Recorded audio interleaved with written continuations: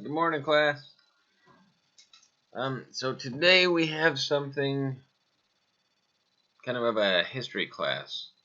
As we have a holiday coming up, and it should be interesting for you to know the etymology or the beginning of the class, or the holiday and how it began. And so today we're gonna go over it, and the holiday is Martin Luther King's Jr.'s birthday. And why we celebrate it. I mean, most of us know why we celebrate it, but that it didn't just come about easily. It was something that actually took a lot of time for it to become a holiday. And so we're going to go over how it actually started and and why it's important and why we remember it. So I'm going to get started with reading about it.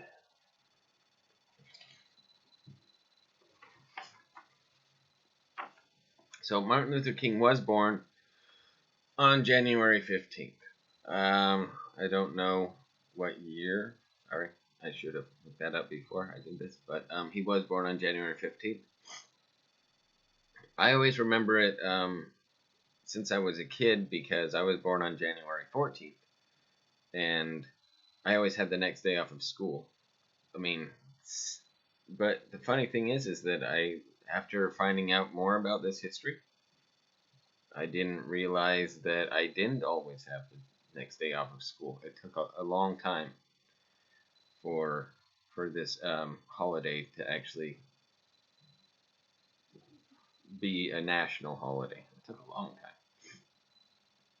So on January 15th, the entire nation pauses in remembrance of a civil rights hero. At least that's the point of Martin Luther King Jr. Day, a federal holiday that takes place on the third Monday of each January. MLK Day was designed to honor the activist and minister assassinated in 1968, whose accomplishments have continued to inspire generations of Americans. But though the holiday now graces the United States federal calendar and affects countless offices, schools, businesses, and other public and private spaces, it wasn't always observed. The fight for a holiday in Martin Luther King Jr.'s honor was an epic struggle in and of itself. And it continues to face resistance in the form of competing holidays to leaders of the Confederacy. Now, the Confederacy is because when the Civil War began, there were the Northern troops and there were the Southern troops. Southern troops were the Confederacy at the time. And a lot of people in the South celebrate their heroes from what they believe is, important to their history. King was the first modern private citizen to be honored with a federal holiday, and for many familiar with his nonviolent leadership of the civil rights movement, it made sense to celebrate him. But for others, the suggestion that King, a black minister who was vilified during his life and shot when he was just 39 years old, deserved a holiday was nothing short of incendiary.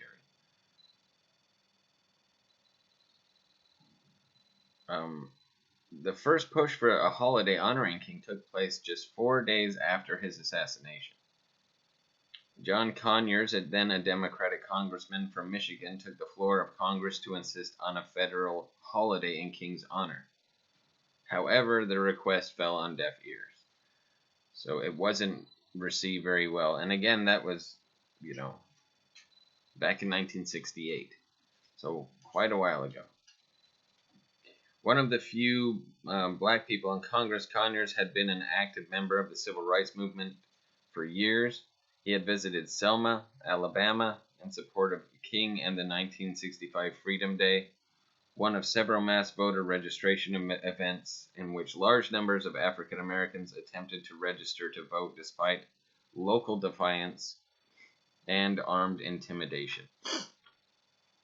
And again, what Martin Luther King is really remembered for in a lot of ways is his approach to nonviolence, with nonviolence, in that you don't retaliate, you do things in a nonviolent manner, like sit-ins, boycotts, and things like that. That is how he got his voice heard, because he never advocated for violence at all. Everything had to be nonviolent, and it worked. It worked very well for his cause and for many people's causes across the country.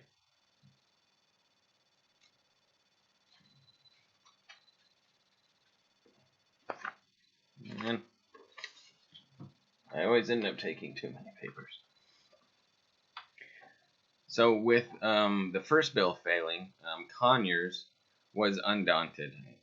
He he was going to continue. So Conyers would persist year after year, Congress after Congress, in introducing the same bill again and again, gathering co-sponsors along the way, until persistence finally paid off. So since 1968, he every year Conyers really wanted Martin Luther King's birthday to be recognized as a national holiday. Coretta Scott King, the widow of Dr. Martin Luther King Jr., joining Congressman Jim Wright, John Conyers, and Robert Garcia in Washington in asking support for legislation designating her late husband's birthday as a legal holiday. He enlisted the help of the Congressional Black Caucus, of which he was a founding member. For 15 years, the CBC, or the Congressional Black Caucus, attempted to break the stalled legislation loose, advocating with their constituent communities and helping Conyers introduce the bill year after year. Every single attempt failed, even after the bill was brought to the floor for debate. The tide finally turned in the early 1980s. So that's 12 years after Martin Luther King's assassination. By then, the CBC, or Congressional Black Caucus, had collected 6 million signatures in support of a federal holiday in honor of Dr. King. Stevie Wonder had written a hit song, Happy Birthday, about Dr. King, which drove an upswell of support for the holiday. And in 1983, as civil rights movement's veterans gathered in Washington to commemorate the 20th anniversary of the March on Washington, Dr. King's seminal I Have a Dream speech, and the 15th anniversary of his murder, something shook loose. A march down Pennsylvania Avenue, publicly campaigning for Martin Luther King Jr.'s birthday to be made a national holiday in the United States, January 15, 1981. When the legislation once again made it to the floor, it was filibustered by Jesse Helms, the Republican senator from North Carolina, as Helms pressed to introduce FBI smear material on King, whom the agency had spent years trying to pinpoint as a communist and a threat to the United States during the height of his influence into the congressional record. Tensions boiled over.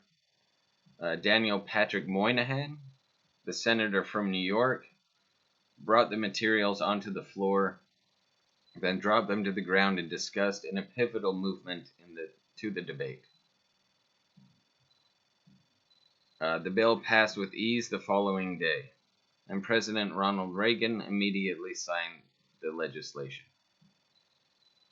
But though the first federal holiday was celebrated in 1986, it took years for observance to filter to every state. So some states recognized this.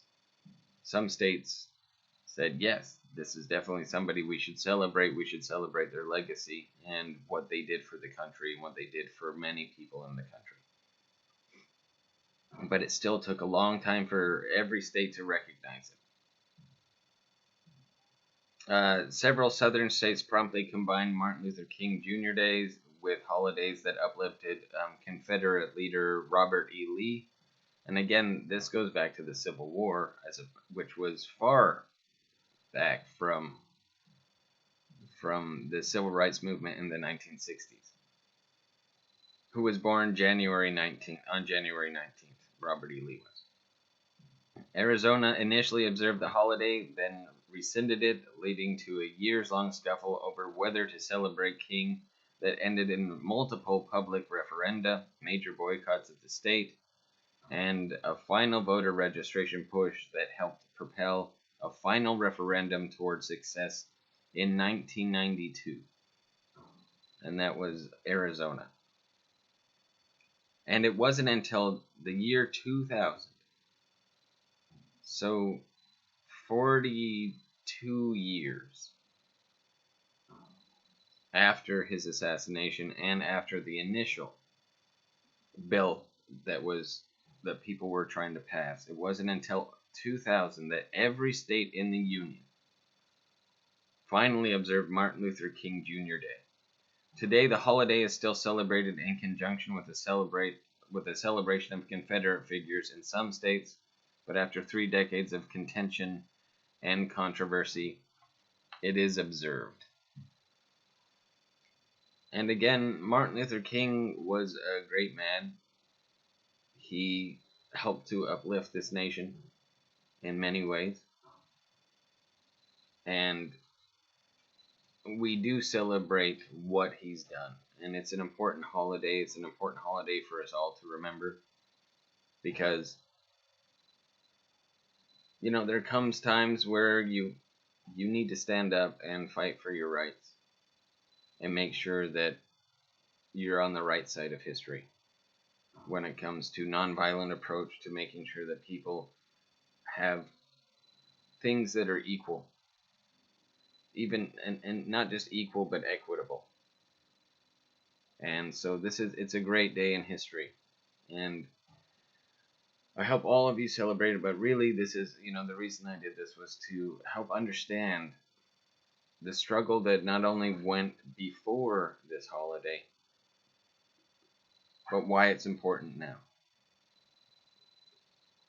And then again, it wasn't until the year 2000 that every state recognizes Martin Luther King Jr.'s birthday.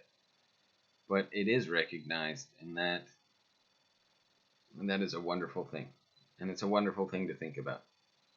As somebody who fought for peace through nonviolence and really helped a lot of people in this country, that we recognize this person. And we recognize them for the person that they were. And what they were willing to not just live for, but also eventually die for. But more importantly, live for. And, I hope all of us strive for the same sort of thing. But anyway, I wish for you a good Martin Luther King Jr. birthday, and I hope that you hold it in remembrance of a great person that did the best they could with what they had and really put their life on the line every single day. And so, anyway, if you have any questions, feel free to ask me. But anyway, I miss you all, and I hope to talk to you soon. And I hope to get back to program as soon as possible. We could even have a class like this in person, and I could take all the questions that, possibly could be had. Anyway, I miss you all, and I will see you hopefully very soon. Okay, ciao for now.